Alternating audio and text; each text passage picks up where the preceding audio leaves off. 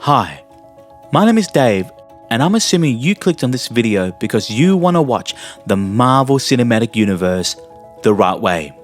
And when I say the right way, I mean Dave's way. Not only will this be the most comprehensive MCU timeline to watch, but it is specifically designed to give you, the viewer, the best cinematic experience. Let's be honest, we all live pretty busy lives, and it would be foolish of me to tie you down into a chair and force you to watch hundreds of hours of content. Not only would that be borderline kidnapping, but you most likely lose interest somewhere along the way. So instead, we are going to break down the Marvel Cinematic Universe into digestible narrative chunks. For example, we'll start off with the Infinity Saga, kicking off with Captain America the First Avenger and finishing with Avengers Endgame. TV shows like Agent Carter, Agents of S.H.I.E.L.D, and Inhumans, alongside the Defenders Saga such as Daredevil, Jessica Jones, Luke Cage, Iron Fist, and The Punisher will not be included in this timeline, even though they run concurrently to the events of the Infinity Saga. If we were to include the series, it will add hundreds of hours to your viewing and break up the tone and narrative flow. So, we're going to push these series to the side and call them side quests. Once you've completed the Infinity Saga and you've fallen in love with the marvelous world of Marvel, you may choose to complete Side Quest A, the Agents of S.H.I.E.L.D. saga. Furthermore, if you desire a dark and gritty and brutally violent side of the MCU, you may decide to complete Side Quest B, the Defenders Saga. Now, if you don't have the time nor the interest to complete these side quests, that's okay too, and you may skip ahead and watch part 1 of the Multiverse Saga, starting with Loki Season 1. But I will say this, it is highly encouraged for you to complete as many side quests as you can in order for you to understand the subtle references and connections made in these films and TV shows. Hopefully by now you'll begin to see that this timeline functions like a choose your own adventure, and depending on how much time and effort you want to give, it's entirely up to you. But before we begin, we need to establish some rules and disclaimers. 1. There will be spoilers. As I hold your hand and gently guide you along with the order on how to watch these films and TV shows, I will make connections from one property to the next. And 2, if it's referenced by Marvel Studios, then it is considered canon. And if another TV show or film references that reference, then that too is also considered canon. Let me explain, but before we begin, let me issue the first spoiler warning. In 3, 2, 1. Now, we know the character of Matt Murdock, whom you would have met in Side Quest B, the Defenders Saga, makes an appearance in Spider-Man No Way Home. Therefore, all the characters that are associated with Matt Murdock, such as Jessica Jones, Luke Cage, and Iron Fist, are all considered to be a part of the same universe. Furthermore, the show Cloak and Dagger makes direct connections to Luke Cage and Misty Knight, and therefore, shows such as Cloak and Dagger and Runaways are also included on this timeline. I hope that this timeline will give you the best Marvel cinematic experience possible. So, strap in, grab some popcorn, and let's go on this marvelous ride in a universe that is guaranteed to blow your mind. Hi, and welcome to the Infinity Saga. Now, whether you are a long-time Marvel fan or experiencing the MCU for the very first time, I just want to say welcome. We are about to embark on a phenomenal journey of storytelling, and I'm super excited to take you on this journey with me. Now, may I remind you that this timeline will not include shows like Agents of S.H.I.E.L.D. and Daredevil, even though they run parallel to the events of the Infinity Saga. If you want to find out how these shows connect to the movies we are about to watch, then you may do so in the side quest videos. Furthermore, there will be spoilers as I will be making connections from one movie to the next. And as a heads up, this will take you approximately 51 hours and 4 minutes to complete the Infinity Saga. Now, let's strap in, get some popcorn, and let's get started. First, we're going to watch Captain America the First Avenger, and while the bookends of this film takes place in present day, The majority of the movie is set during World War II, from 1942 to 1945. We follow a scrawny Steve Rogers as he goes on a journey to become the iconic Captain America. And here we're introduced to an array of characters such as Bucky Barnes, Peggy Carter, Howard Stark, and Dum Dum Dugan. And joining this cast we have some notable villains such as Johann Schmidt, aka the Red Skull, and Arnim Zola. Now throughout the Infinity Saga, you will be presented with some pretty important artifacts, and in this instance we are introduced to an artifact known as the Tesseract. It is also worth mentioning that all of the Marvel movies will contain an end credit scene, so it's definitely worth hanging around till the very end. Next, we are going to watch the Agent Carter one-shot.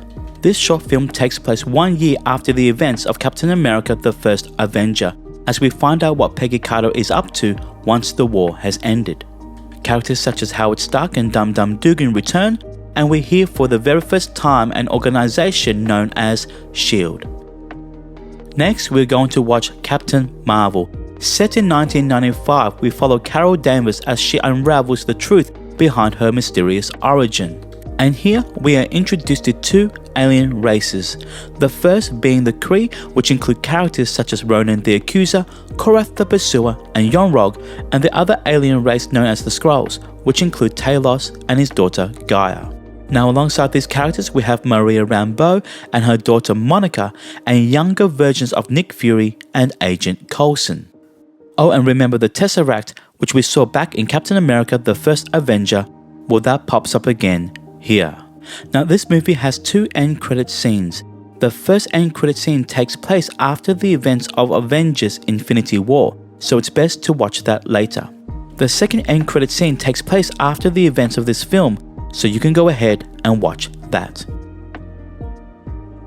Next on our timeline is Iron Man, and here we are introduced to a character by the name of Tony Stark, a billionaire genius who goes from weapons manufacturer to a superhero legend.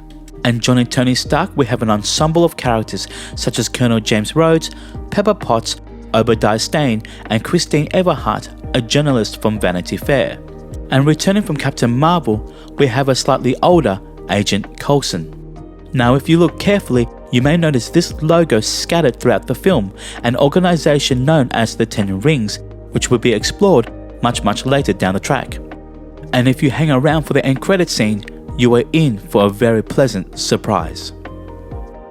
Taking place 6 months after the events of Iron Man 1, we see the return of Tony Stark, Pepper Potts, Agent Coulson, Nick Fury, and Colonel James Rhodes, now played by a different actor, Don Cheadle.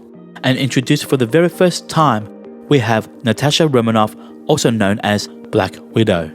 Now the events of Iron Man 2, The Incredible Hulk, and Thor all happen within the span of a week, and this is known as Fury's Big Week. If you look at the screens behind Tony Stark and Nick Fury, you notice footage from an incident at Culver University. This has been directly taken from the film The Incredible Hulk, and the end credits scene makes connections to the character Thor.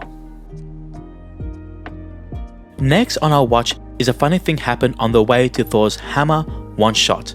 This short film documents Agent Coulson's journey from when he left Tony Stark in Iron Man 2 to when we see him pop up again in the movie Thor. This short film shows us that Agent Coulson can indeed kick some butt and that he loves frosted donuts. Next on our timeline is The Incredible Hulk, and here we follow Bruce Banner as he tries to find a cure for his monstrous condition. Joining Bruce we have General Thaddeus Ross and his daughter Betty, Samuel Stearns, and Emil Blonsky, also known as The Abomination.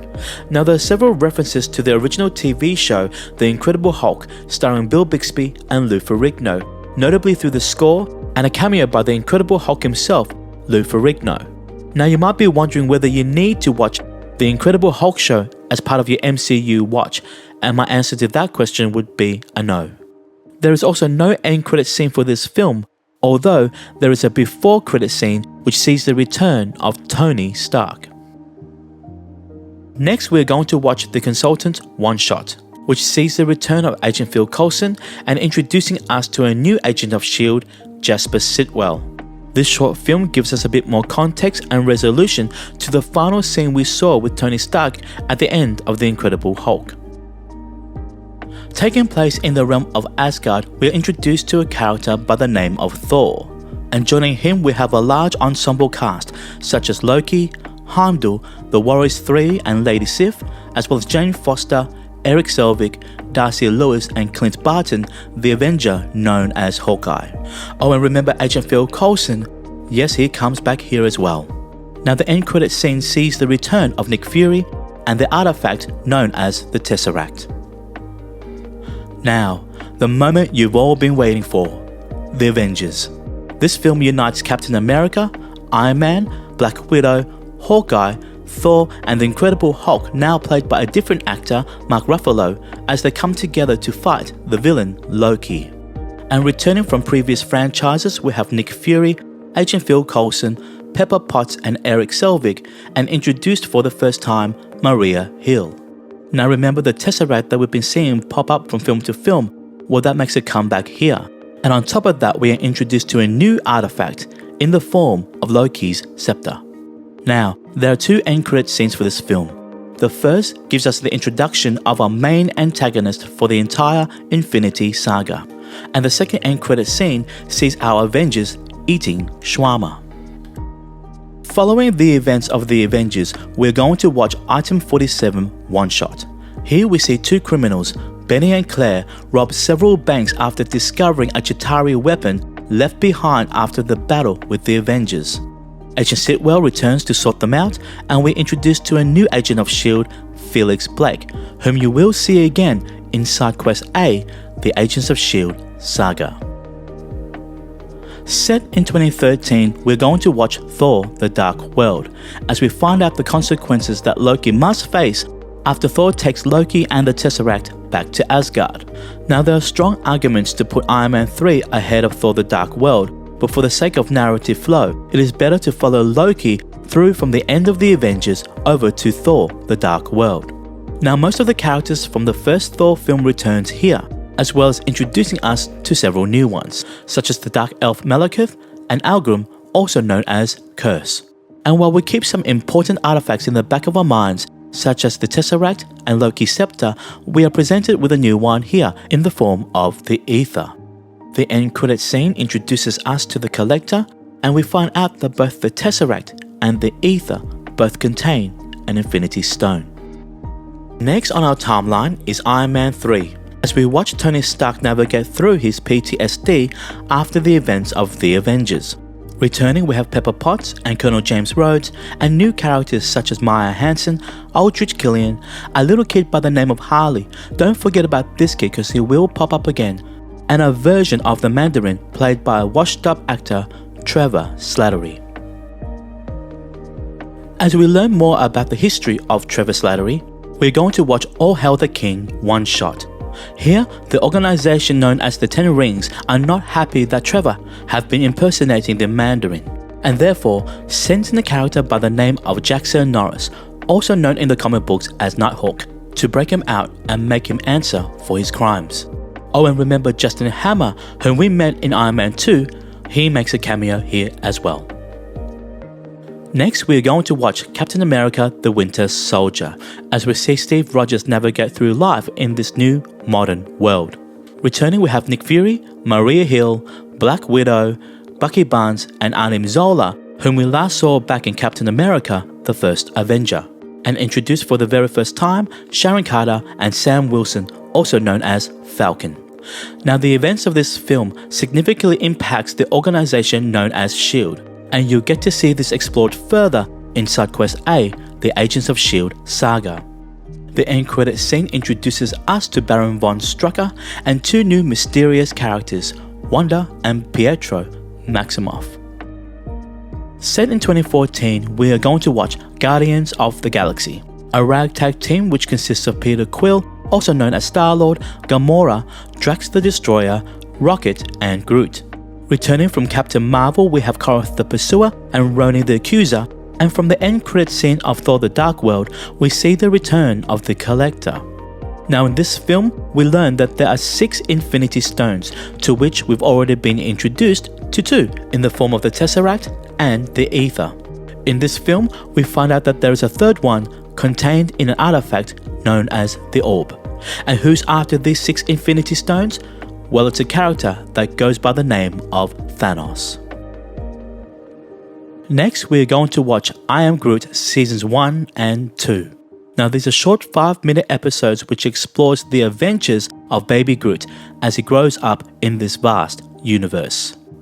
Following Baby Groot, we're going to watch Guardians of the Galaxy Volume 2, which takes place several months after the first film. Of course, our original team returns alongside Yondu and Nebula, and joining the cast for the first time we have Mantis, Ego the Living Planet, and Ayesha. Now, there are 5 post-credit scenes for this film, so just like Pokemon, make sure you catch them all. Jumping over to 2015, we're going to watch The Avengers Age of Ultron. Here, Captain America, Iron Man, Thor, Black Widow, Hawkeye, and the Incredible Hulk reunite to fight the sentient being known as Ultron. Returning from previous films, we have Nick Fury, Maria Hill, Sam Wilson, and Colonel James Rhodes' War Machine. We explore further the mysterious characters of Wanda and Pietro Maximoff, as well as being introduced to new characters such as Vision and Ulysses Klaue. Now, remember Loki's scepter, which we last saw at the end credit scene of Captain America the Winter Soldier? Well, that contains our 4th Infinity Stone. Next, we are going to watch WHIH Newsfront episodes 1 to 4. Now, this is a web series which you can find on YouTube, which sees the return of Christine Everhart, a character whom we were introduced to back in the first Iron Man film. WHIH is an in-universe news network which reports on the MCU's current affairs, and in this instance, we see Christine report on the relief efforts after the Avengers fought Ultron in Sokovia. Episode 4 sees Christine interview a prison inmate, Scott Lang, who will later be known as Ant-Man. As Scott Lang is being released from prison, we follow him on a journey as he becomes the superhero known as Ant-Man.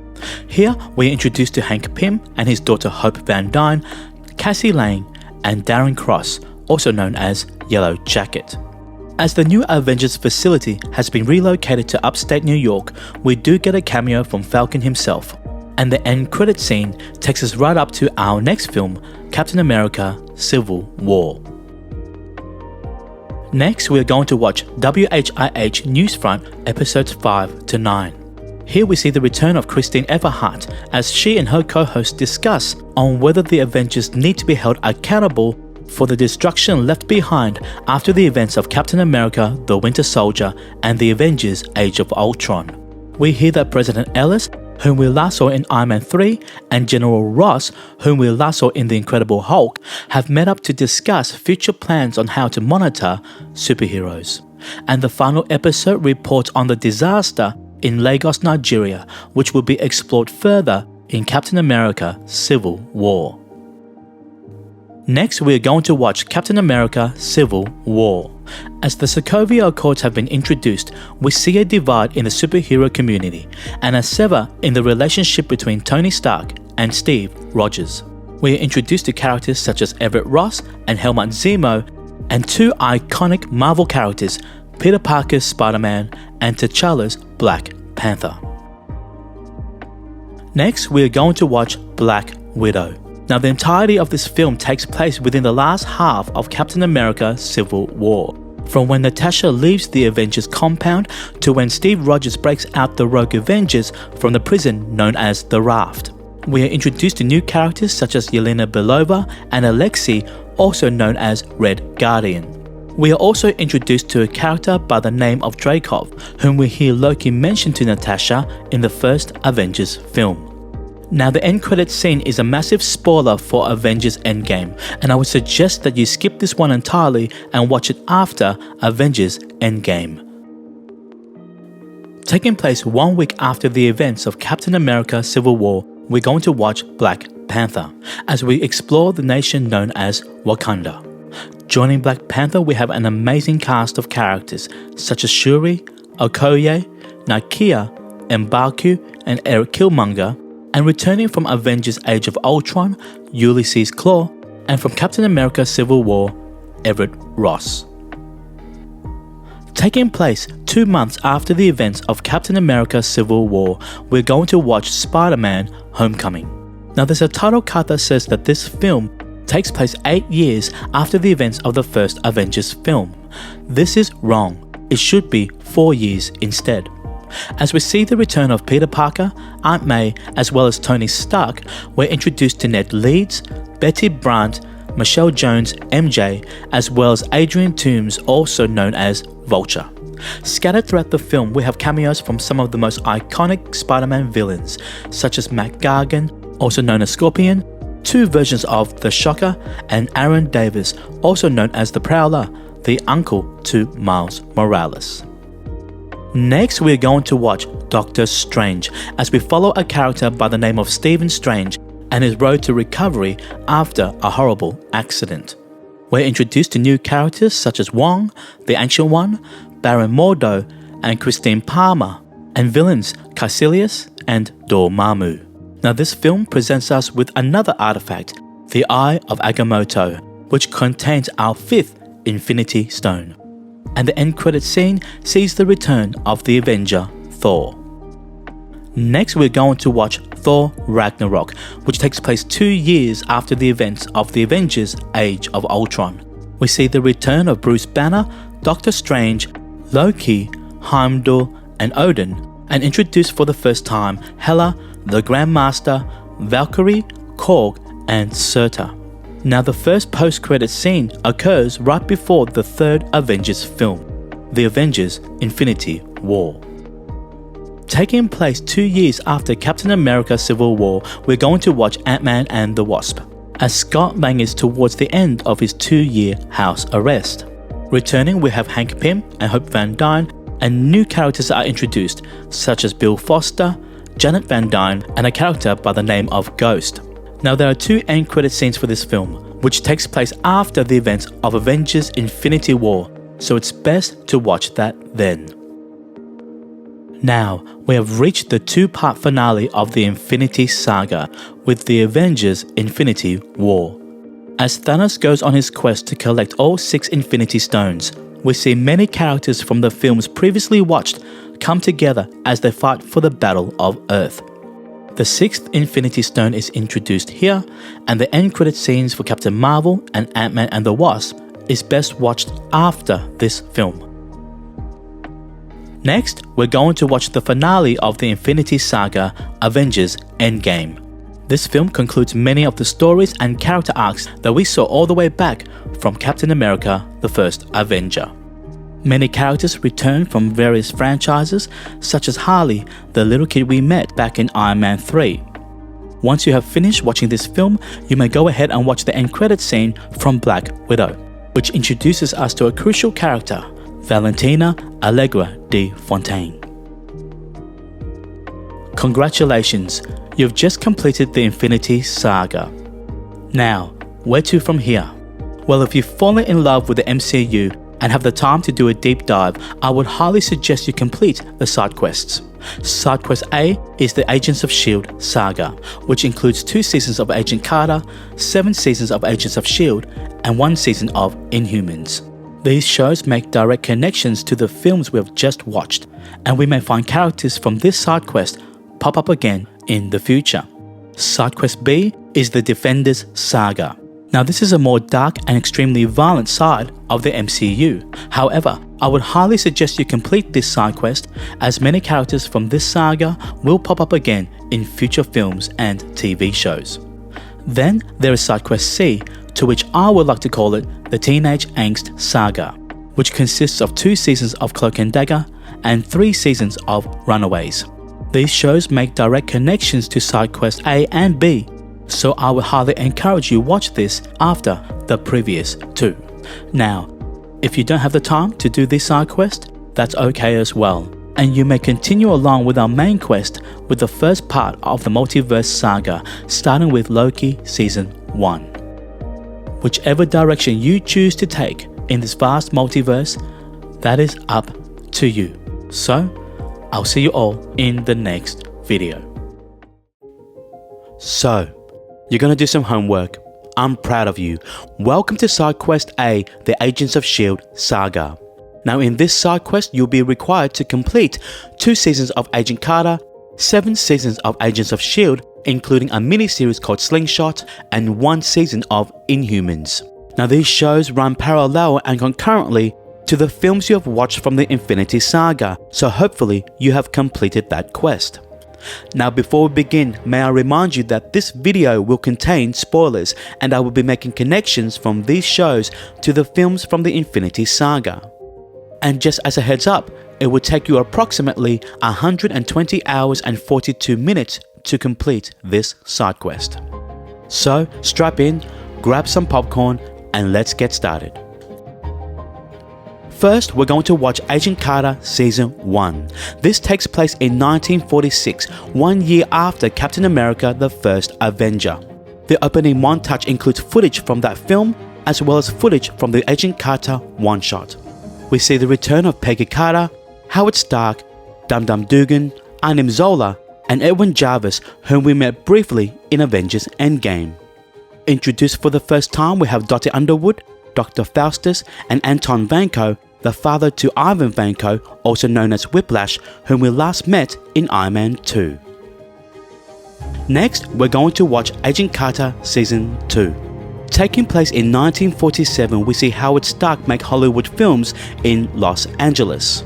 We're introduced to a new element known as Zero Matter, also known as the Dark Force, which will be explored further in the later seasons of Agents of S.H.I.E.L.D.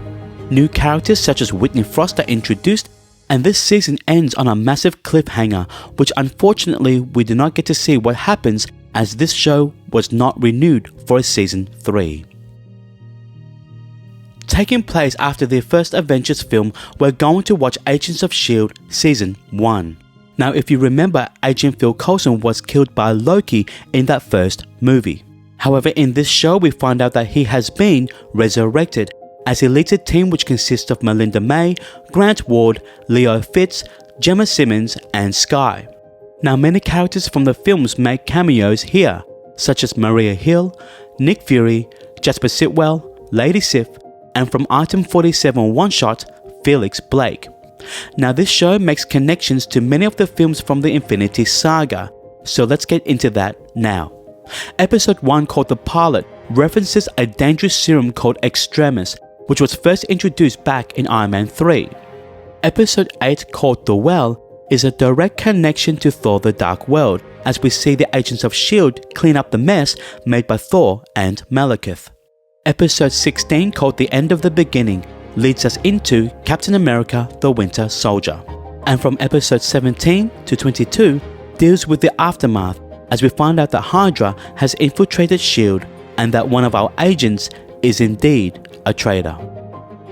Next, we're going to watch Agents of S.H.I.E.L.D. Season 2, as we see the team deal with the aftermath after Hydra's infiltration and the downfall of S.H.I.E.L.D.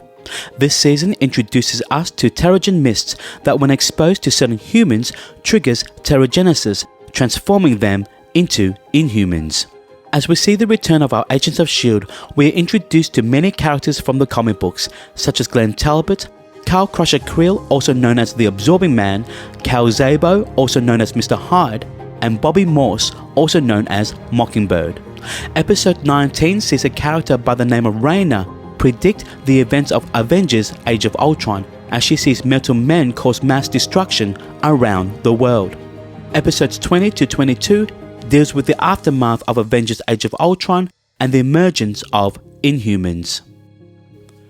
Next, we're going to watch Agents of S.H.I.E.L.D. Season 3, as we continue to explore the emergence of Inhumans. Skye, now gone by the name of Daisy Johnson, also known as Quake, mentions that people are scared of Inhumans after the events of Avengers Age of Ultron. In episode 1, Phil Coulson mentions to Fitz about the Pym Technologies disaster, making connections to the film Ant-Man. In episode 19, the Hive foreshadows the events of Captain America Civil War, saying that war is inevitable when we have billionaires creating iron suits and military men creating super soldiers. Episode 20 deals with the aftermath of Captain America Civil War, as Phil Coulson reads a newspaper article about Peggy Carter's death while watching the news about the public fallout between Tony Stark and Steve Rogers. By the end of the season, the Sokovia Accords are in full swing, and Glenn Talbot seeks to register all Inhumans, forcing Daisy Johnson, an Inhuman herself, to go on the run. Next, we're going to watch Agents of S.H.I.E.L.D. Season 4, Episodes 1 to 8. And here we're introduced to a character by the name of Robbie Reyes, also known as Ghost Rider. In Episode 5, we hear Senator Ellen Nadir mention the disturbances in Hong Kong, making reference to the final battle between Doctor Strange and Dormammu. We are also introduced to a mythical book known as the Darkhold, which will be later explored in the shows Runaways and WandaVision. And by this time of the season, the Inhumans Registration Act is in full swing. Next, we are going to watch Agents of S.H.I.E.L.D. Slingshot, a 6-part digital series based on the character of Yo-Yo Rodriguez. This show takes place after the Ghost Rider arc of Season 4. However, the majority of the series is a flashback, taking place several months ago when we see Yo-Yo sign the Sokovia Accords. Next, we're going to watch Inhumans as we're introduced to the royal family of Atalan. This family consists of Black Bolt, Medusa, Gorgon, Karnak, Triton, Crystal, and the teleporting dog Lockjaw. As the royal family goes from the blue side of the moon to Hawaii, they find themselves in the middle of the Inhumans Registration Act, where in Episode 6, Crystal gets questioned on whether she should be on that register. Now take note, the actor who plays Black Bolt, Anson Mount, will reprise his role again as a variant version of Black Bolt in Doctor Strange in the Multiverse of Madness. After Inhumans, we're going to watch the rest of Season 4 of Agents of S.H.I.E.L.D. from Episodes 9 to 22. Here we continue to explore advanced technologies such as artificial intelligence and the virtual reality called the Framework. By the end of the season, we see the return of Ghost Rider as he travels through a portal similar to the sorcerer's scene in Doctor Strange. Next, we're going to watch Season 5 of Agents of S.H.I.E.L.D., where we see our agents travel to the future to the year 2091. As they make their way back to present day, we discover a new element called gravitonium, which has transformed Glenn Talbot to the villain known as Graviton. Towards the end of the season, we hear about Thanos' assault on Earth, making connections to Avengers Infinity War. Glenn Talbot, now drunk and disillusioned on power by the gravitonium, decides to go help the Avengers fight Thanos, and it is at this point that this show no longer connects to the MCU films. It could be possible that this event created a branch timeline, as we never hear about Thanos' snap or the disappearance of half the universe in Season 6 and Season 7 of Agents of S.H.I.E.L.D. Next, we're going to watch Season 6 of Agents of S.H.I.E.L.D., where we are introduced to time-traveling aliens called the Chronocoms. This season explores parallel universes and time travel and continues to exist outside of the main MCU narrative. Now, to conclude this side quest, we're going to watch Season 7 of Agents of S.H.I.E.L.D. The entirety of this season focuses on time travel as we see our Agents of S.H.I.E.L.D. navigate through the time stream. We see the return of Daniel Souza, who we were last introduced to in Agent Carter Season 1. As the team discovers that they are on an alternate timeline, they travel through the quantum realm back to the end of Season 6 where they defeat the Chronocoms. The finale takes place 1 year after Season 6 as we find out where each of our Agents of S.H.I.E.L.D. have ended up, making this a fitting conclusion to the Agents of S.H.I.E.L.D. saga. Congratulations, you've completed your first side quest. I hope you ate a lot of popcorn and enjoyed getting deeper into the Marvel Cinematic Universe.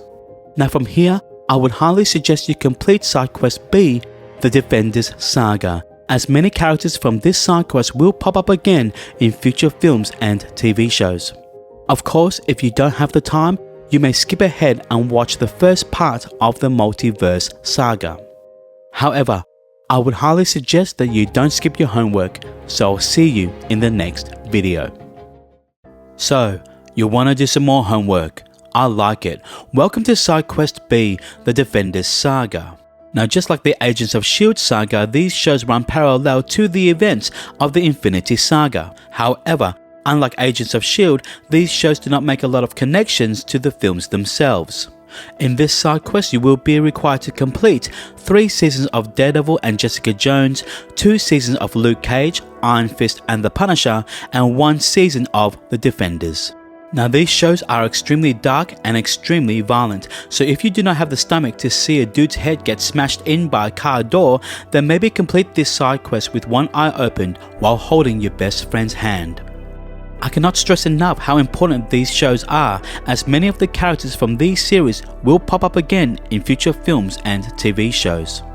Now before we begin, may I remind you that this video will contain spoilers, and it will take approximately 140 hours and 47 minutes to complete this side quest. Now, strap in, get some popcorn, and let's get started. First, we're going to watch Daredevil Season 1, where we're introduced to a character by the name of Matt Murdock, a blind lawyer from Hell's Kitchen. Joining him we have Foggy Nelson, Karen Page, Claire Temple, and Wilson Fisk, also known as the Kingpin. Now this show takes place several years after the first Avengers film, calling the Battle of New York The Incident. There is also a neat little Easter egg seen in Fogwell's gym, a poster of a fight between Jack Murdock and Carl Crusher Quill, also known as the Absorbing Man, whom we met in Season 2 of Agents of S.H.I.E.L.D. Next, we're going to watch Jessica Jones Season 1, a private investigator with superhuman strength. Introduced for the first time, we have Luke Cage, Trish Walker, Jerry Hogarth, and Zebediah Kilgrave, also known in the comic books as the Purple Man. We also see the return of Claire Temple from the first season of Daredevil. Following Jessica Jones, we're going to watch Daredevil Season 2, where we see the emergence of an organization known as The Hand. Introduced for the first time is the Punisher and Elektra, and Jessica Jones gets name dropped in episode 5. We also see the return of Claire Temple as she mentions to Foggy about her interactions with Luke Cage, and also returning are the Dogs of Hell biker gang whom we last saw back in Agents of S.H.I.E.L.D. Next, we're going to watch Luke Cage Season 1, and here we're introduced to new characters such as Misty Knight, Cottonmouth, and Diamondback. Claire Temple continues to make her presence known as she returns in episode 5, mentioning the events of The Hand in Hell's Kitchen. Episode 6, we hear Trish Talk, a radio show hosted by Jessica Jones' best friend, Trish Walker. Now the MCU films play a big part in the storytelling of this season, as metal from the Chitauri attack has been made into weapons by Hammer Industries. Now if you remember, Justin Hammer was introduced back in Iron Man 2 and later seen again in All Hail the King one-shot. By the end of this season, we see Claire Temple rip off a calling card for martial arts training by Colleen Wing, whom we will see next in Iron Fist Season 1. Next, we're going to watch Iron Fist Season 1, as we see Danny Rand return to New York after his supposed death 15 years earlier. Jerry Hogarth and Claire Temple return, and we're introduced to new characters such as Colleen Wing, Joy and Ward Meacham, and Bakudo. By the end of this season, we see Danny and Colleen travel to Kunlun, only to find the ancient city destroyed. After the events of Iron Fist Season 1, we are going to watch The Defenders. Now this is like the Avengers of this side quest, as Daredevil, Jessica Jones, Luke Cage, and Iron Fist team up to fight the ever-growing presence and threat of The Hand. Many supporting characters from the previous shows return, such as Jerry Hogarth, Elektra, Foggy Nelson, and of course, Claire Temple. By the end of this season, Matt Murdock is presumed dead, and Iron Fist is now tasked to defend the city in his absence. Next, we're going to watch The Punisher Season 1. This show takes place several months after the Defenders show, as we can see a newspaper article titled Chaos Under the Streets at the New York Bulletin. Karen Page makes her return, and we're introduced to new characters such as Micro and Billy Russo, also known as Jigsaw. Next, we're going to watch Jessica Jones Season 2, as we continue to delve deeper into Jessica's origin and traumatic past. We see the return of Jerry Hogarth, and Trish Walker has developed an obsession with gaining powers. Now in the comic books, Trish Walker becomes the hero known as Hellcat. Next, we're going to watch Luke Cage Season 2. Here we see the return of Misty Knight, now missing an arm after the events of the Defenders.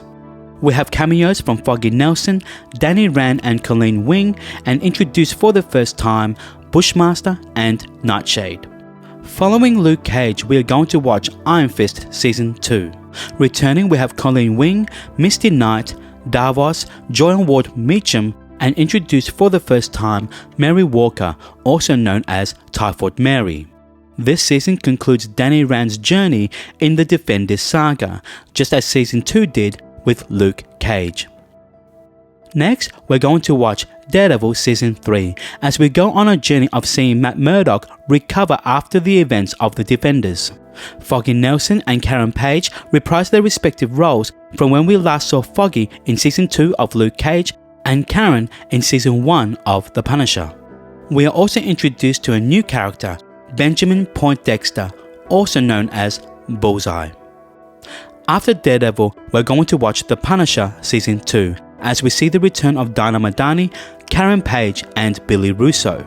We are also introduced to a character by the name of John Pilgrim. Concluding the Defenders Saga, we are going to watch Jessica Jones Season 3. Here we see the fallout between Jessica Jones and her best friend Trish Walker. We're introduced to characters such as Fool Killer and Mindwave, and we can assume that this show ends right before Thanos snaps his fingers in Avengers Infinity War. Congratulations, you've just completed your second side quest, and I hope you're recovering well. From here, you may go on to side quest C, the Teenage Angst Saga, with 2 seasons of Cloak and Dagger and 3 seasons of Runaways. If you don't have the time for teenage drama, then you may go ahead to our main quest with part 1 of the Multiverse Saga.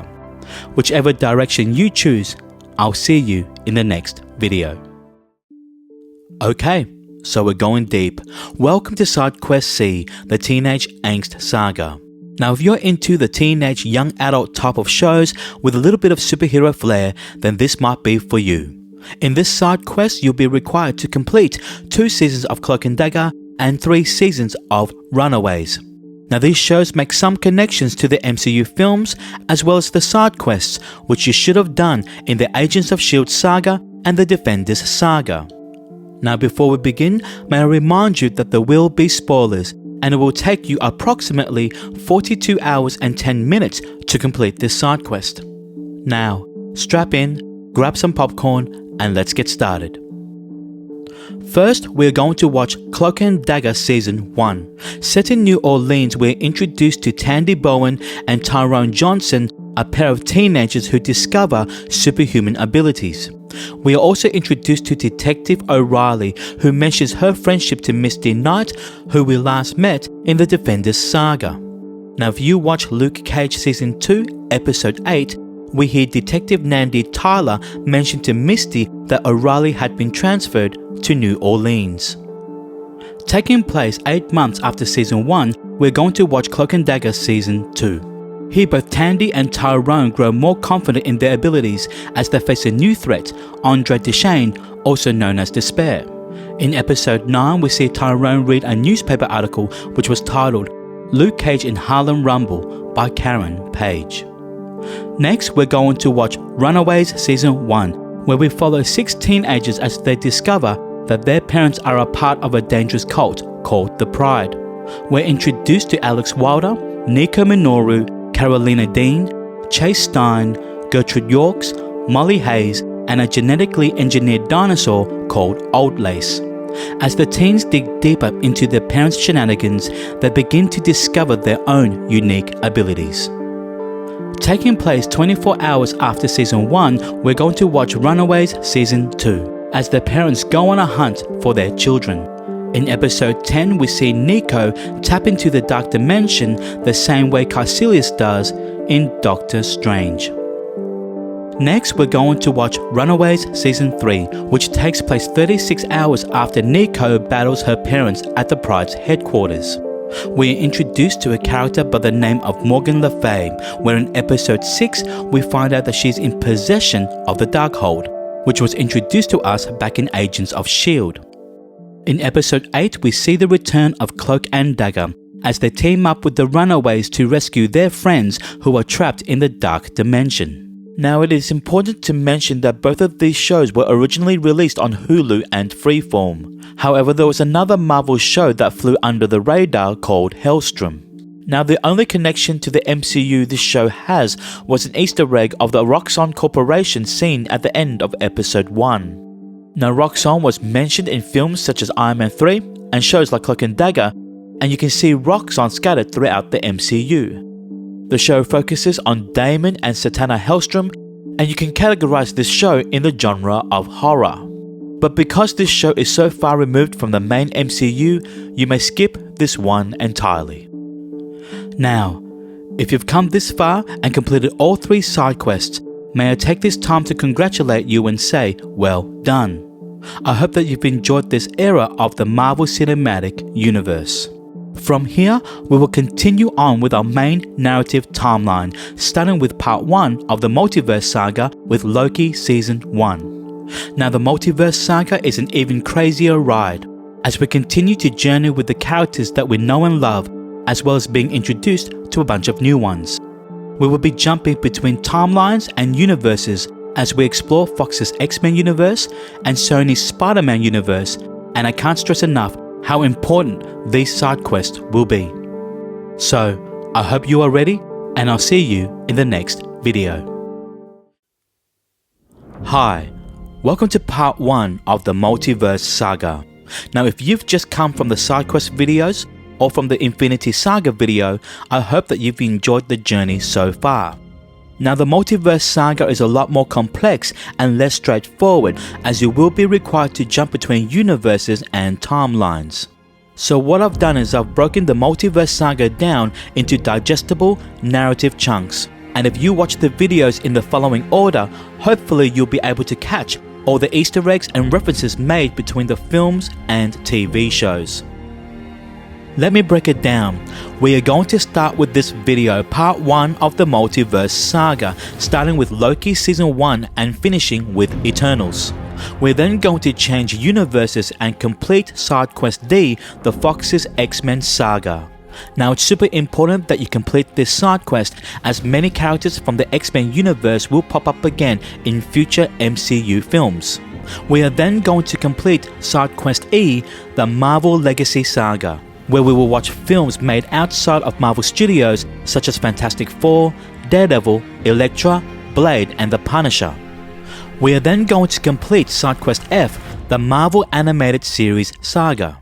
Now, if you want to catch all of the Easter eggs and musical cues seen in shows such as Ms. Marvel and films such as Spider-Man Across the Spider-Verse, then this side quest is recommended. We are then going to complete the Spider-Verse Saga, starting with Spider-Man Far From Home, as well as watching the Tobey Maguire and Andrew Garfield films alongside Venom, Morbius and the Into the Spider-Verse franchise. We are then going to come back to our main MCU timeline with part 2 of the Multiverse Saga, starting with Doctor Strange in the Multiverse of Madness. Now, this film will reference all of the side quests that came before it. For example, it will bring in a character from the X-Men universe while using a musical cue from the Marvel Animated Series. It will also bring in a variant of a character introduced from the Marvel Legacy Saga, as well as referencing the events from Spider-Man No Way Home. We are then going to conclude the Multiverse Saga with part 3, starting with Loki Season 2 and finishing with Avengers Secret War. So, I hope you guys are ready to go on this crazy journey with me. Before we begin, may I remind you that this video will contain spoilers, and it will take you approximately 24 hours and 48 minutes to complete part 1 of the Multiverse Saga. So, strap in, grab some popcorn, and let's get started. First, we are going to watch Loki Season 1, where we follow a branch timeline Loki, the one who stole the Tesseract back in Avengers Endgame. Now, this show takes place outside of time, and we are introduced to characters such as Mobius, Sylvie, B-15, Renslayer, and He Who Remains. By the end of the season, the multiverse erupts into chaos and we begin to explore stories outside of the main MCU, now referred to as the Sacred Timeline. Next, we are going to watch What If Season 1. After the events of Loki and the branching of the multiverse, we're going to explore alternate stories that we know from the Infinity Saga. For example, Episode 1 sees Peggy Carter receive the super soldier serum instead of Steve Rogers, turning her into the hero Captain Carter. Now this season explores some fun ideas such as T'Challa becoming Star-Lord, Marvel Zombies, and seeing Ultron receive the Infinity Stones. We also see the return of the Watcher, whom we were last introduced to back in I Am Groot Season 2. Taking place several weeks after Avengers Endgame, we're going to watch WandaVision, where we see Wanda create her own reality. Returning, we have Vision, Darcy Lewis, Jimmy Woo, and a grown-up Monica Rambeau, who we saw as a child back in Captain Marvel. We're also introduced to new characters such as Agatha Harkness and Billy and Tommy Maximoff. Now we see the return of the book known as The Darkhold, which we saw back in Agents of S.H.I.E.L.D. and The Runaways, although this version of The Darkhold is completely different. Moving over to 2024, we're going to watch Falcon and the Winter Soldier, as we learn that Sam Wilson has been working with the Air Force for 6 months after the events of Avengers Endgame. We see the return of Bucky Barnes, Sharon Carter, James Rhodes and Helmut Zemo, and new characters are introduced such as John Walker, Joaquin Torres and Carly Morgenthau. Now by the end of the season, we see Sam Wilson accept the mantle and responsibility of Captain America. Next, we're going to watch Shang-Chi and the Legend of the Ten Rings. Here we explore in detail the organization known as the Ten Rings, which was introduced all the way back in the first Iron Man film. We also get to see what happens to Trevor Slattery, who was broken out of prison in the All Hail the King one-shot. Now this movie introduces us to an ensemble of brand new characters such as Shang-Chi and his sister Xialing, Katie, Razor Fist, Death Dealer and the real Mandarin, Wenwu. We get a great cameo fight between Wong and the Abomination, whom we last met in The Incredible Hulk, and the end credit scene sees the return of Bruce Banner and Captain Marvel. Next, we're going to watch Eternals. Now this might seem like an unusual placement, as Ajak in the film mentions to Icarus that Thanos' snap took place 5 years prior, which should place this film in the year 2023. However, it's a little unusual that there has been no acknowledgement of a Celestial coming out of the ocean outside of an Easter egg seen in She-Hulk. Nevertheless, this film is quite standalone, as we are introduced to 10 godlike beings known as Eternals, and we explore the history of the Celestials and the universe. The end credit scene teases the origin of Dan Whitman's Black Knight, and we are introduced to Thanos' brother, Star Fox. Now, we are going to take a bit of a pause. Keep in mind, we are currently in the year 2024 in the Marvel Cinematic Universe timeline. From here, we're going to travel the multiverse and complete Side Quest D, the Fox's X-Men Saga, where we will be introduced to characters such as Wolverine, Deadpool, Professor X and Magneto. I can't stress enough how important this side quest is, so please do your homework and I'll see you in the next video. Hi, welcome to Side Quest D, the Fox's X-Men Saga. Now after the events of Loki Season 1 and the expansion of the multiverse, we can now explore stories and adventures outside of the sacred timeline. Now do note, we will not be watching these X-Men films in chronological order, as 20th Century Fox struggled with the idea of continuity. So to give you the best cinematic experience, we're going to get to know the original cast of X-Men first, before going back in time to watch X-Men First Class. Now the reason why we're doing this is to give cameos such as Wolverine, seen in X-Men First Class, more impact, and by the time you get to X-Men Days of Future Past, you will know all of the characters involved in that film. Now I can't stress enough how important this side quest is, as many characters from this side quest will pop up again in our main quest films. Now before we begin, may I remind you that this video will contain spoilers, and it will take you approximately 25 hours and 53 minutes to complete this side quest. So strap in, grab some popcorn and let's get started. First, we're going to watch X-Men Origins Wolverine as we follow a young James Howlett as he manifests his mutant abilities. We also get to see how the metal known as adamantium gets bonded to his skeleton. This film introduces us to a large ensemble cast, such as his half-brother Victor Creed, also known as Sabretooth, William Stryker, Silver Fox, Remy LeBeau, also known as Gambit, the Blob, a young Scott Summers, and a very unusual version of Deadpool. Now this film does contain a couple of end credit scenes, so make sure you hang around till the very end. Taking place in the not too distant future, we're going to watch X-Men. Here, we continue to follow Wolverine as he encounters more mutants. We are introduced to characters such as Rogue, Jean Grey, Storm, Magneto, Toad, and Mystique, and returning from X-Men Origins Wolverine, Professor Charles Xavier, Scott Summers, also known as Cyclops, and Sabretooth. This film also gives us some great mutant cameos such as Jubilee, Kitty Pryde, Pyro, and Iceman. Next, we're going to watch X2 X-Men United, where we're introduced to characters such as Nightcrawler and Lady Deathstrike. We continue to explore the complex relationship between Wolverine and William Stryker, whom we met last in X-Men Origins Wolverine. We continue to get some awesome cameos such as Colossus and Siren, and we see Jean Grey tap into the Phoenix Force. Next, we're going to watch X-Men The Last Stand, the final part to this X-Men trilogy. We see Jean Grey turn into the Dark Phoenix, and we explore the Mutants Cure story arc.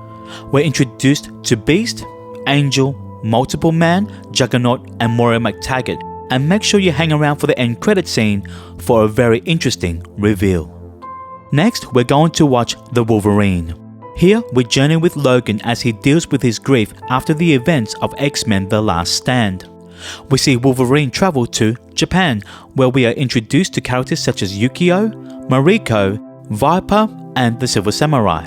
Now the end credit scene leads us into X-Men Days of Future Past. From here, we're going to go back in time and watch X-Men First Class, where we are introduced to younger versions of Professor X, Moira McTaggart, Mystique, and Beast. We also get an extension of Magneto's origin, an almost scene-for-scene recreation of the origin that we saw from the first X-Men film. We are introduced to new characters such as Havoc, Banshee, Sebastian Shaw, and Azazel, and we get a cameo from the Wolverine. Next, we're going to watch X-Men Days of Future Past. Not only is this a sequel to X-Men First Class, but an extension of the end credit scene that we saw in The Wolverine. This film brings together the original X-Men cast from the X-Men trilogy, as well as the new cast that we've just met in X-Men First Class. This film deals with time travel, and we see how the events of this film impacts and shapes the future of the X-Men. We're introduced to new characters such as Bishop, Blink, Sunspot, and Quicksilver, as well as Bolivar Trask and his Sentinel program. Now there are two versions of this film, and I would recommend you watch the Rogue Cut version, as the character of Rogue was completely edited out in the theatrical release. From here, we will continue journeying with the younger cast of X-Men with X-Men Apocalypse. We are introduced to N-Sebo-No, an ancient mutant known as Apocalypse. We see younger versions of Scott Summers, Jean Grey, Storm, Nightcrawler, Angel, Jubilee, and Psylocke. We also get a brief cameo of Weapon X, also known as Wolverine, and it is hinted at that Quicksilver is the son of Magneto. Next, we're going to watch X-Men Dark Phoenix, a retelling of the Dark Phoenix saga that we saw back in X-Men The Last Stand. We are introduced to an alien race known as the Dabari, and we get a great cameo from the mutant known as Dazzler. Now this film marks the end of this particular X-Men series. Next, we're going to watch Deadpool, which introduces us to the proper version of Wade Wilson. Now the character of Deadpool is known to break the fourth wall, as he references the two different actors that played Professor X from the films that we have just watched. We also get a more comic book accurate version of Colossus and new characters such as Vanessa, Negasonic Teenage Warhead, Ajax, and Blind Al. And if you look really carefully somewhere in the background, you might find a S.H.I.E.L.D. helicarrier. Next, we're going to watch New Mutants. Now this film is quite standalone and is set sometime in the distant future. We are introduced to Danielle Moonstar, Wolfsbane, Sam Guthrie, also known as Cannonball, Sunspot and Illyana Rasputin, also known as Magic, the sister of Colossus. We also see the introduction of Demon Bear and a little dragon known as Lockheed. Next, we're going to watch Deadpool No Good Deed. Now, this short film was played right in front of the theatrical release of Logan and serves as a tease for Deadpool 2. Footage from this short was used in a tribute video for 20th Century Fox that we saw in the end credit scene of Deadpool and Wolverine. Set in the year 2029, we are going to watch Logan, as we follow an older Wolverine in a world where the majority of mutants are gone. We see the return of Professor X and Caliban, whom we were introduced to back in X-Men Apocalypse, and new characters such as X-23 and Donald Pierce. By the end of this film, we see the tragic death of Logan, and this concludes his arc in the Fox's X-Men saga. There is also a noir version of this film, should you choose to watch this in black and white. To conclude the Fox's X-Men saga, we are going to watch Deadpool 2. As Deadpool continues to break the fourth wall, we see him make a joke about Logan's death in the form of an action figure, and we see a cameo from the most recent team of the X-Men. We see the return of Vanessa, Blind Owl, Negasonic Teenage Warhead, Colossus, and an accurately sized Juggernaut, but also being introduced to new characters such as Cable, Domino, and Shatterstar. By the end of this film, we see Deadpool travel back in time to kill off the dodgy version of Deadpool that we saw back in X-Men Origins Wolverine, bringing the Fox's X-Men saga full circle. There are also a couple of variations of this film, such as an extended cut called the Super Duper Cut and a PG version called Once Upon a Time, a Deadpool. Congratulations, you've just completed SideQuest D, the Fox's X-Men saga. From here, we will continue to explore the multiverse in SideQuest E, the Marvel Legacy Saga. Here, we will watch films such as Fantastic Four, Daredevil, Elektra, Blade, The Punisher, and Ghost Rider, and I can't stress enough how important these films will be moving forward. So, let's continue to do our homework, and I'll see you in the next video. Hi, welcome to SideQuest E, the Marvel Legacy Saga. Here, we will watch the rest of 20th Century Fox's Marvel films such as Daredevil, Elektra, and Fantastic Four, and other Marvel films made by other film studios such as Blade, The Punisher, and Ghost Rider. Now, before we begin, may I remind you that there will be spoilers, and it will take you approximately 32 hours and 36 minutes to complete this side quest. So, strap in, grab some popcorn, and let's get started. First, we're going to watch Daredevil. Released in 2003, we see Ben Affleck play our main character, Matt Murdock. We also see characters such as Elektra, Bullseye, Kingpin, and Foggy Nelson. Now, I would highly recommend you watch the director's cut version of this film, as it explores more of the lawyer side of Matt Murdock. Released in 2005, we see Jennifer Garner return as Elektra. We are introduced to characters such as Kirigi, Stick, and Typhoid Mary.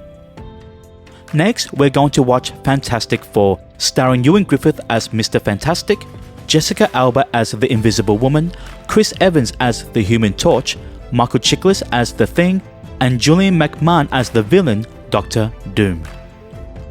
Next, we're going to watch Fantastic Four, Rise of the Silver Surfer.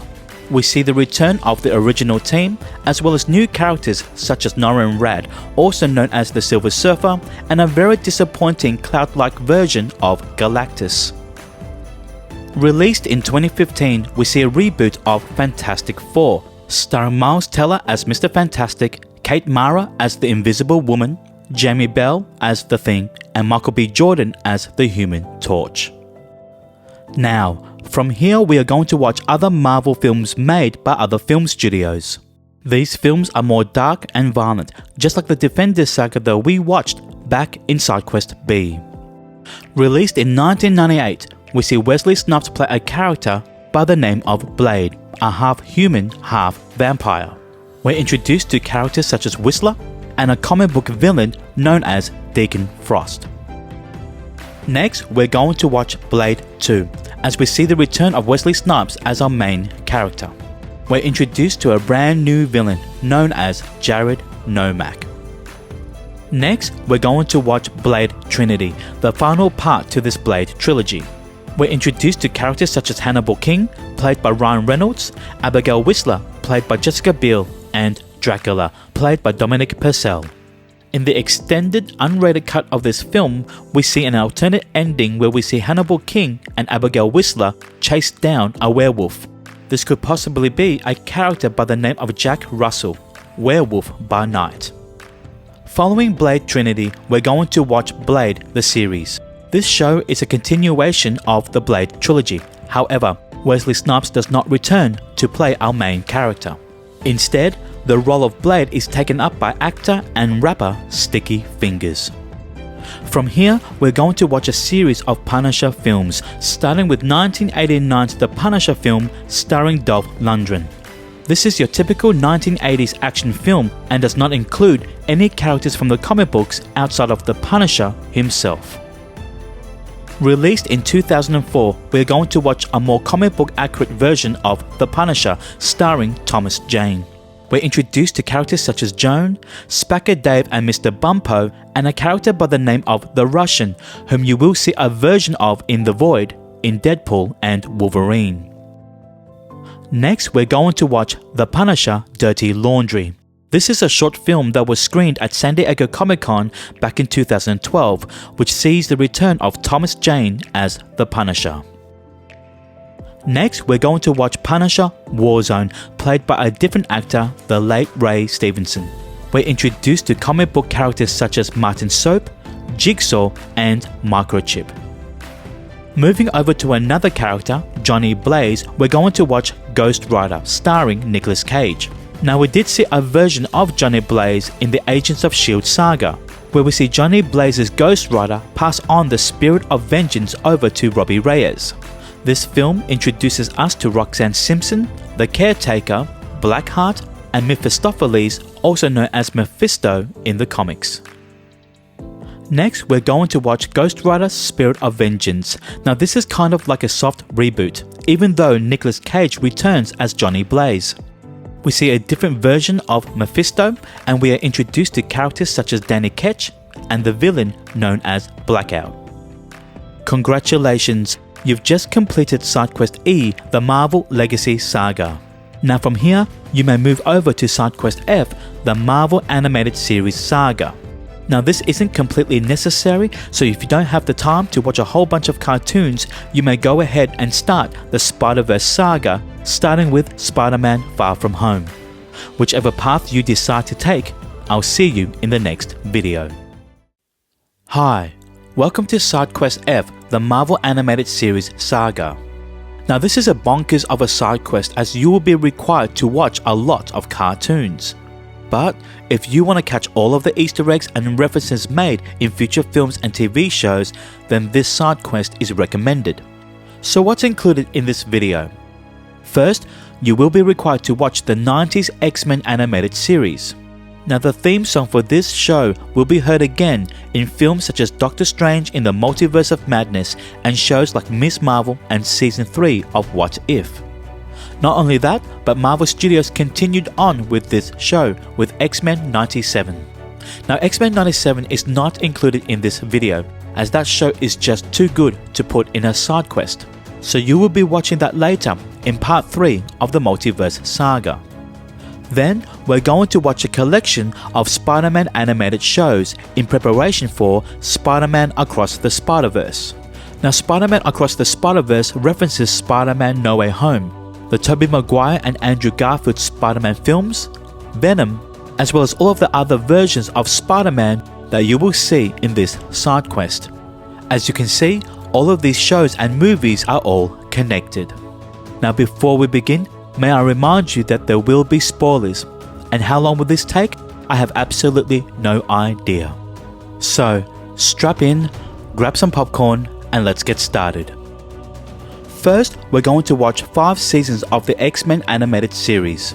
Not only is the theme song iconic to 90s kids, but the show portrays the X-Men and X-Men related characters perfectly from the comic books. We explore stories such as the Phoenix and Dark Phoenix Saga, Days of Future Past, and the Legacy Virus arc. Next, we're going to watch 3 seasons of the 1960s Spider-Man animated series. Yes, the one with the famous Spider-Man theme song. Now, the animation style is quite simple and basic, and we're introduced to villains such as Green Goblin, Dr. Octopus, and Mysterio. Next, we're going to watch 5 seasons of the 90s Spider-Man animated series. This show is set in the same universe as the X-Men animated series, so expect to see some of the X-Men appear in this show. This series includes some of the most iconic stories from the comic books, such as the Clone Saga and Secret Wars.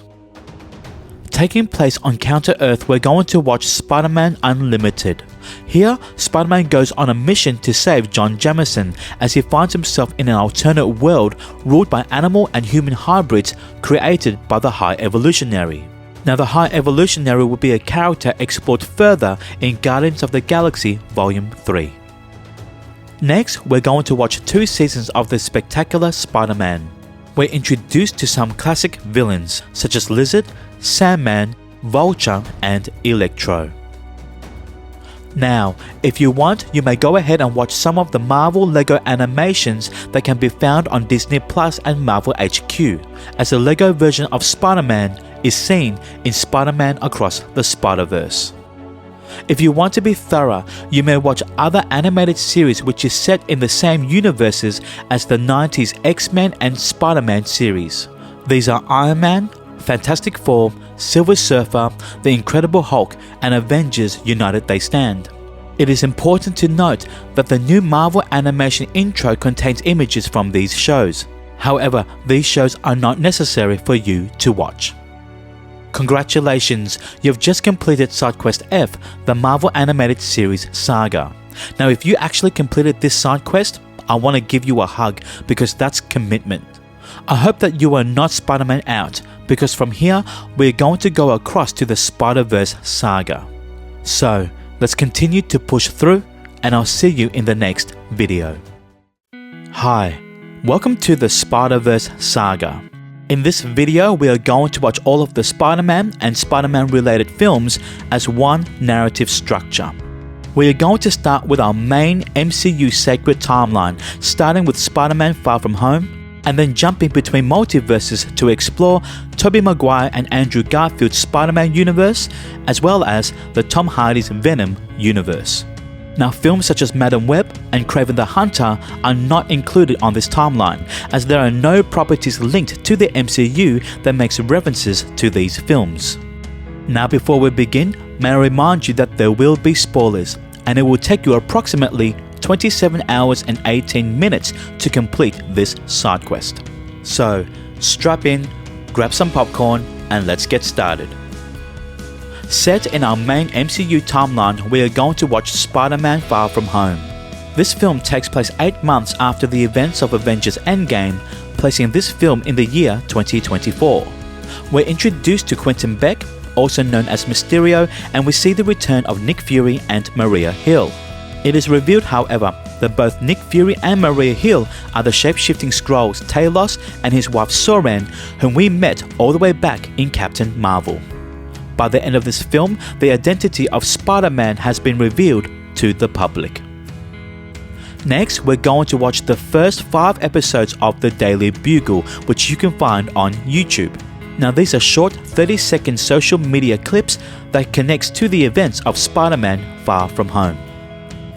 Now, we're going to jump across the multiverse and watch Tobey Maguire's Spider-Man. In this universe, we're introduced to Mary Jane Watson, Aunt May, Harry Osborn, J. Jonah Jameson played by the same actor we saw in Spider-Man Far From Home, and Norman Osborn, also known as the Green Goblin. Next, we're going to watch Spider-Man 2, where we are introduced to Dr. Otto Octavius, also known as Dr. Octopus, and other comic book characters such as John Jameson, also known as Man-Wolf, and Dr. Kurt Connors, also known as the Lizard. We also hear a lady singing the theme song to the 1960s Spider-Man animated series. To conclude Tobey Maguire's Spider-Man trilogy, we are going to watch Spider-Man 3. Here, we are introduced to characters such as Sandman, Venom, and Gwen Stacy, and we see Harry Osborn's turn to the new Goblin. Jumping over to another universe, we are now going to explore Andrew Garfield's The Amazing Spider-Man. In this universe, we are introduced to Gwen and Captain George Stacy, Peter Parker's parents, Richard and Mary Parker, as well as Dr. Kurt Connors, also known as the Lizard.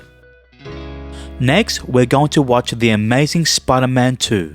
Here, we are introduced to Harry Osborn's Green Goblin, Electro, Felicia Hardy, also known in the comic books as Black Cat, and a very mechanical version of the Rhino. Moving over to another universe, we are now going to watch Tom Hardy's Venom. Here we are introduced to Eddie Brock as our main protagonist as he fights another alien symbiote known as Riot. Now there are two end credit scenes for this film. The first teases Cletus Cassidy, also known as Carnage, and the second post-credit scene teases the existence of another Spider-Man universe. Next, we're going to watch Venom: Let There Be Carnage.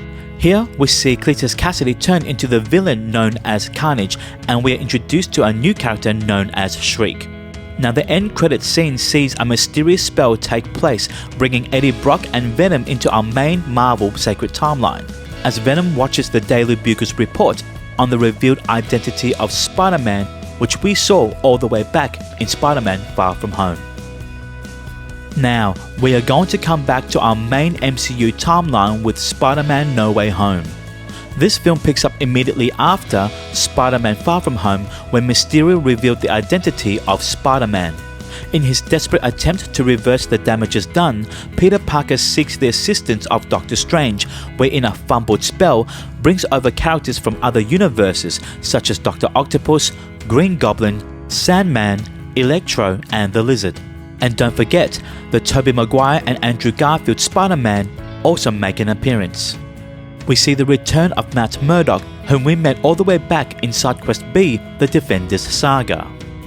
Now, in order to stop other multiversal characters from entering our main timeline, Doctor Strange casts a spell that makes the world forget who Peter Parker really is. The end credit scene sees the return of Tom Hardy's Eddie Brock as he makes his way back to his own universe, leaving behind a small fragment of the alien symbiote. Next, we're going to watch the last 4 episodes of the Daily Bugle, where we see J. Jonah Jameson report on the events of Spider-Man No Way Home. Taking place immediately after the end credit scene from Spider-Man No Way Home, we follow Eddie Brock back to his own universe in Venom: The Last Dance. We're introduced to the god of symbiotes known as Null, and we get appearances from other symbiotic characters such as Lasher and Agony. While this concludes Tom Hardy's Venom trilogy, the door is left open for the possible return of Null in future Marvel properties.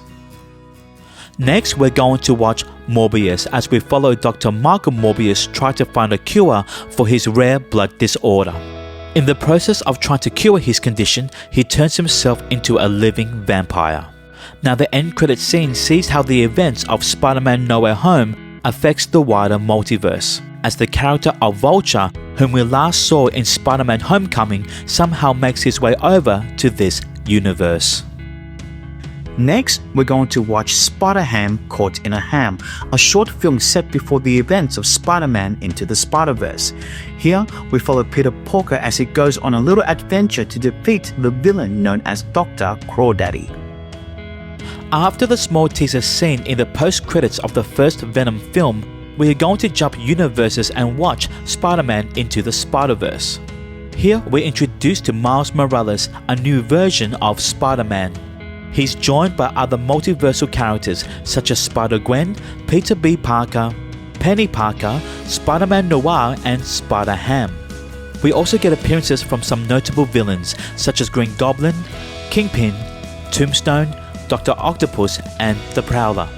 The end credit scene reveals the character of Miguel O'Hara, also known as Spider-Man 2099, as he travels to another universe, the 1960s Spider-Man animated series.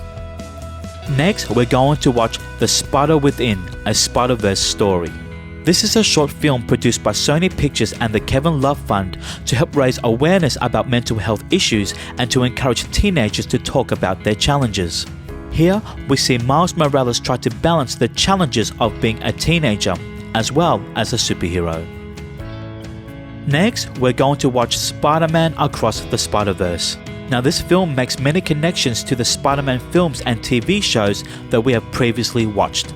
For example, Miguel O'Hara makes a reference to Spider-Man No Way Home, talking about Doctor Strange and the little nerd on Earth 1999-99. We get footage from the Tobey Maguire and Andrew Garfield Spider-Man films, as well as a cameo from Mrs. Chen from the Tom Hardy's Venom universe. We see an alternate version of Aaron Davis, whom we met back in Spider-Man Homecoming, only this time he's in his Prowler outfit. We get many different cameos from the Spider-Man animated series, such as the 1960s Spider-Man, The Spectacular Spider-Man, Spider-Man Unlimited, and Lego Spider-Man. We're introduced to new characters such as Spider-Woman, Spider-Punk, Spider-Man India, and Scarlet Spider, as well as a new villain known as the Spot. Congratulations, you have just completed the Spider-Verse saga. Now from here, we are going to go back to our main MCU timeline and complete part 2 of the Multiverse Saga. I hope you are ready to continue on with this journey, so I'll see you in the next video. Hi, welcome to part 2 of the Multiverse Saga.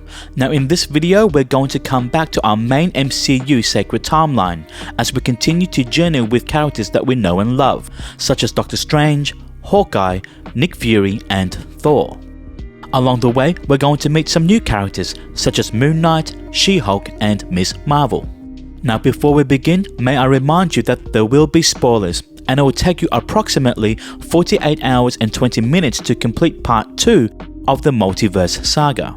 So, strap in, grab some popcorn, and let's get started. First, we're going to watch Doctor Strange in the Multiverse of Madness. Now this film takes place towards the later end of 2024 as Doctor Strange and Wong mentions the events of Spider-Man No Way Home to America Chavez. This film also serves as a continuation of WandaVision, as we see Scarlet Witch continue to search for her twin boys using the Darkhold. As Doctor Strange and America Chavez travel the multiverse to Earth 838, we discovered that our Earth has been designated as 616. We're introduced to a group known as the Illuminati, where if you've done all of your homework and watched all of the side quests, you will know each and every one of these characters. So let's get into them now. First, we're introduced to this universe's version of Captain Carter, whom we met in the first season of What If. We are then introduced to Black Bolt, where if you completed side quest A, the Agents of S.H.I.E.L.D. saga, Black Bolt was introduced in the show Inhumans. We then get the reveal of Captain Marvel, where we see Maria Rambeau possess superhuman abilities instead of her best friend Carol Danvers. We are then presented with the smartest man alive, Dr. Reed Richards, also known as Mr. Fantastic. Now if you completed side quest E, the Marvel Legacy Saga, you would have already met 2 versions of Mr. Fantastic. And last but not least, we see Professor Charles Xavier, played by Patrick Stewart from the original X-Men trilogy. Now if you listen carefully, you'll notice the theme song to the 90s X-Men animated series play during his introduction. He's also wearing the same outfit as Professor X did in that same show. By the end of the movie we learn about the event known as Incursions, the colliding of 2 universes, and the end credits scene reveals the character known as Clea, the niece of Dormammu. Taking place during the holiday season of 2024, we're going to watch the series Hawkeye, as we see Clint Barton spend some time with his family after the events of Avengers Endgame. We're introduced to Kate Bishop and her dog Lucky, Maya Lopez also known as Echo, and Jack Duquesne also known as the Swordsman. We see the return of Yelena Belova, whom we last saw all the way back in the Black Widow film, as well as Wilson Fisk, also known as the Kingpin from the Daredevil series. Next, we're going to watch Echo. This series takes place 5 months after the finale of Hawkeye, placing this show in the year 2025. We see the return of Wilson Fisk, and we get a great cameo from Daredevil. By the end of the season, we see Wilson Fisk take interest in running for mayor of New York. Next, we're going to watch Moon Knight, as we're introduced to a character by the name of Stephen Grant. Now this show is quite standalone, and the only connection to the wider MCU is an ad on a bus for the Global Repatriation Council seen from the Falcon and the Winter Soldier. This is the first time we're introduced to Egyptian gods such as Khonshu, Amit and Taweret, and the character of Layla becomes the comic book character known as the Scarlet Scarab. Following on from the theme of gods, we're going to be introduced to a few more in Thor, Love and Thunder. Here, we're introduced to Zeus, Hercules, Baal the god of dumplings, and the villain known as Gord the god butcher. This film takes place 8 years, 7 months and 6 days after Jane and Thor broke up, which we heard about back in Thor Ragnarok, which took place in 2017. We see the return of Jane Foster as the mighty Thor, King Valkyrie, Korg, Darcy Lewis and the Guardians of the Galaxy. Next, we're going to watch She-Hulk Attorney at Law, where we are introduced to Bruce Banner's cousin, Jennifer Walters. We see the return of Wong as he mentions the events of Spider-Man No Way Home, and we see leaked footage of his fight with the Abomination, which took place the year prior in Shang-Chi and the Legend of the Ten Rings. Also returning, we have Bruce Banner and the Abomination, as well as Matt Murdock, also known as Daredevil. Now if you listen carefully, you will hear the theme song to his own show, which we saw in the Defenders Saga, play here as well. We're introduced to an array of new characters such as Titania, the Wrecking Crew, Mr. Immortal and Leapfrog. There is also the mention of a Lady Thor, which we saw in Thor Love and Thunder, and we are introduced to Hulk's son, Scar. Now like Deadpool, She-Hulk is a character known to break the fourth wall, and you'll see her do that here. And blink and you'll miss it, but we finally get an acknowledgement of a Celestial coming out of the ocean, which we saw back in Eternals. Now the next 3 properties, Ms. Marvel, Black Panther Wakanda Forever, and Ant-Man and the Wasp Quantumania all share a common thread, which is Scott Lang becoming a celebrity. In Ms. Marvel, we are introduced to Kamala Khan, where she recounts the events of Avengers Endgame through her extensive research, listening to Scott Lang interviews. We're introduced to a new artifact in the form of a bangle, which grants Kamala Khan special abilities. We're presented with new characters such as Kamran and Red Dagger, and by the end of the season, it is revealed that Kamala is a mutant. Now if you listen carefully, you will notice the 90s X-Men animated series theme song play during this reveal.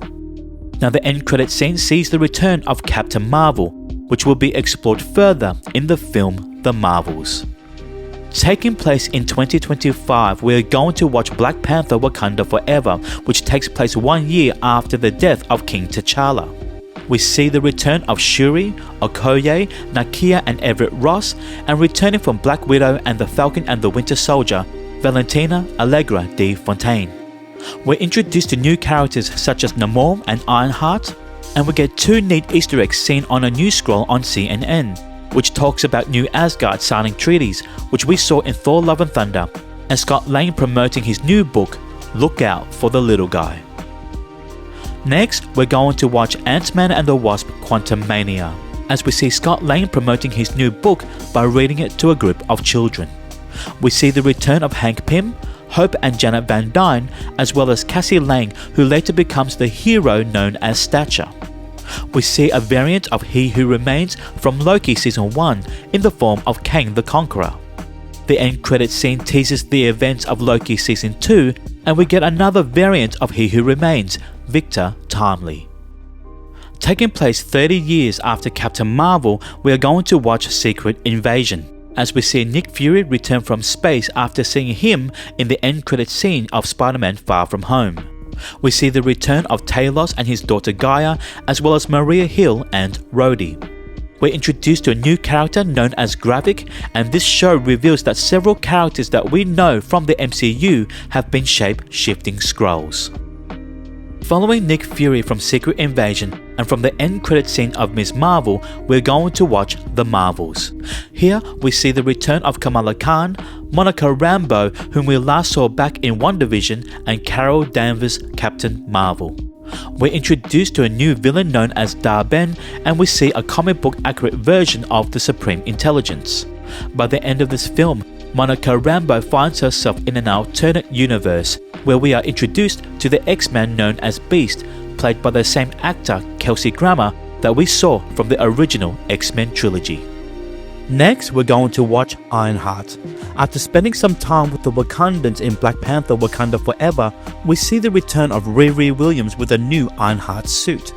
Throughout the show, we hear name drops of Kaecilius and Dormammu, and we are introduced to new characters such as Natalie, Ezekiel Stane, The Hood, and Mephisto. Next, we're going to watch Werewolf by Night, an hour-long special which focuses on the character of Jack Russell, also known as Werewolf by Night. We get the introduction of Elsa Bloodstone and Man-Thing, and while this special presentation was originally released in black and white, you may also watch this in colour. Taking place during the Christmas season of 2025, we're going to watch Guardians of the Galaxy Holiday Special. We see the return of the Guardians of the Galaxy from when we last saw them in Thor Love and Thunder, and you'll notice that Groot has now grown a little bit bigger. Concluding the Guardians of the Galaxy trilogy, we're going to watch Guardians of the Galaxy Volume 3.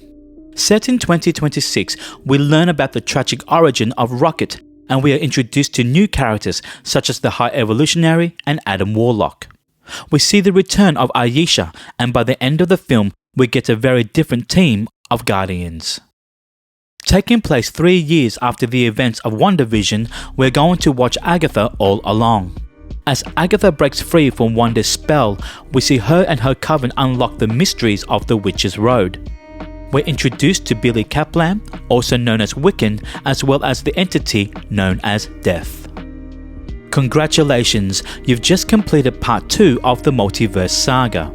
Now we are going to take a bit of a break because you've just watched a lot of content.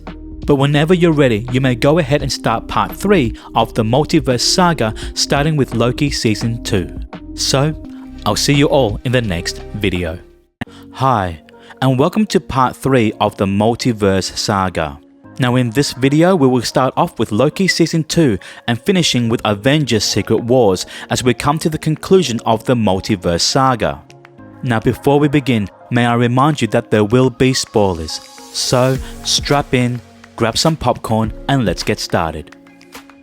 First, we're going to watch Loki Season 2.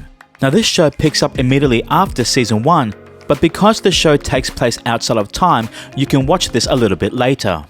Now this show expands upon the end credits scene that we saw in Ant-Man and the Wasp Quantumania, and also references the defeat of Kang from that same film. We see the return of Mobius, Sylvie, B-15, Renslayer and Miss Minutes, and we're introduced to a new character called Ouroboros. By the end of this season, Loki becomes the god of stories as he holds the entire multiverse together in the form of the Yggdrasil tree. Next, we're going to watch What If Season 2 as we continue to explore stories from the multiverse. We're introduced to Kahori, a brand new character specifically created for this show. By the end of the season, the Watcher reveals to Captain Carter the multiversal tree, which we saw at the end of Loki Season 2. Next, we're going to watch X-Men 97. Now this is a continuation from the original 90s X-Men animated series, so you may consider this to be a Season 6. We see characters such as Forge use the mystic arts like we see in Doctor Strange, and we catch a glimpse of the Watcher. Now if you did a naughty and skipped the Marvel animated series side quest, then by watching this show will give you a better understanding of characters such as Gambit and Storm, who will pop up again very, very soon. Set in the year 2024 in the Fox's X-Men universe, we're going to watch Deadpool and Wolverine. This film takes place after Loki Season 2 as we hear the TVA no longer prunes branches of the timeline. Now if you've done your homework and completed SideQuest D and SideQuest E, then there should be no surprises here. We see the return of many legacy characters such as Elektra, Blade, X-23 and the Human Torch from the Fantastic Four films. We finally get to see Channing Tatum play the character Gambit, whom you should be familiar with after watching X-Men 97. We also get a comment about the many actors who've played the Punisher, where if you've done your homework you would know that there's been 4 actors who've played that character. Not only are we introduced to new characters such as Cassandra Nova, Lady Deadpool, and Dogpool, but we see variants of characters from these legacy films, such as the Russian from the Thomas Jane Punisher film, Bullseye from Ben Affleck's Daredevil, as well as Sabretooth, Toad, Lady Deathstrike, Azazel, and Juggernaut from the Fox's X-Men saga. Jumping over to another multiverse, we're going to watch Your Friendly Neighborhood Spider-Man, a reimagining of Peter Parker's Spider-Man story. We are reintroduced to Nico Minoru, whom you would have met in the Runaways show, and we catch a glimpse of the Watcher in the final episode. We're introduced to brand new characters such as Norman and Harry Osborn, as well as Amadeus Cho. Next, we're going to watch the third and final season of What If, as we conclude the stories of Captain Carter and the Watcher. We're introduced to another original character called Birdie, as well as Storm, the Goddess of Thunder, voiced by the same actress Alison Seeley Smith, who voiced Storm in the X-Men animated series and X-Men 97. And if you listen carefully, you will hear the same X-Men theme song. Next, we're going to watch Season 1 of Daredevil Born Again. Now, this show starts off in 2025 after Matt Murdock's appearance in She-Hulk Attorney at Law. It then jumps forward 1 year later to 2026 and then finally moves over to 2027 when Wilson Fisk becomes Mayor of New York on New Year's Eve. We see the return of Karen Page, Foggy Nelson, Vanessa Fisk, Benjamin Poindexter, also known as Bullseye, Frank Castle's Punisher, and Jack Duquesne, whom we saw in the Hawkeye series. We are also introduced to a brand new villain known as Muse. Next, we're going to watch Captain America Brave New World. Here we see the return of Sam Wilson as Captain America, Joaquin Torres as the new Falcon, and Samuel Stearns as the leader, whom we met all the way back in The Incredible Hulk. We finally get an acknowledgement of the Celestial coming out of the ocean, which we saw in the Eternals film. It is within this Celestial that we discover the new metal known as adamantium. We're introduced to the Red Hulk, and from the Serpent Society, Sidewinder and Copperhead. Set on Earth 828, we're going to watch Fantastic Four First Steps. Introducing us to Marvel's first family, we have Reed Richards' Mr. Fantastic, Sue Storm's Invisible Woman, Johnny Storm's The Human Torch, and Ben Grimm's The Thing. We are also introduced to Shalabar's Silver Surfer, Galactus, and Mole Man. The end credit scene takes place 4 years after the film's finale, introducing us to the villain known as Doctor Doom. Following the events of Captain America Brave New World, we're going to watch Thunderbolts. This film sees the return of Yelena Belova, Bucky Barnes, John Walker, Red Guardian, Ghost, and Taskmaster. Valentina Allegra de Fontaine mentions a president becoming a red monster, referring to President Ross's turn to the Red Hulk, and we are introduced to a new character known as Sentry. The end credit scene takes place 14 months after the events of this film, as the Thunderbolts, now known as the New Avengers, prepare for the arrival of the Fantastic Four. Now, at this time of recording, we are currently up to date with everything that Marvel Studios have released. As they continue to release new films and TV shows, I will update this timeline accordingly based on where everything should be watched. So please hit the like and subscribe button and hit the notification bell to stay up to date with this watch order. I'll see you soon.